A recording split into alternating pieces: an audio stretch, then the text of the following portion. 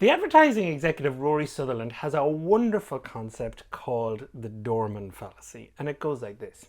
Imagine you own a hotel and you have a doorman at the front of that hotel to open and close the door. In fact, you've got a number of doormen because you need them to work in shifts.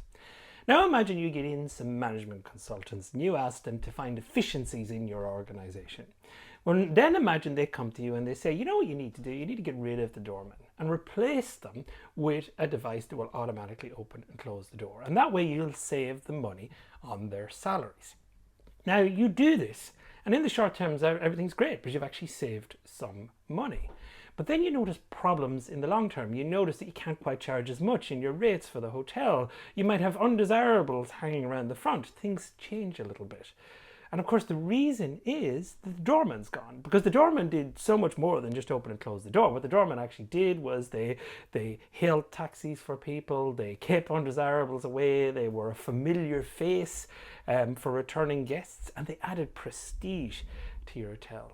In other words, they were much more than just their function of opening and closing the door. They brought all these intangibles. And the lesson here is that whenever you're chasing efficiency inside your organization, there will be a temptation to reduce what people do to solely their function.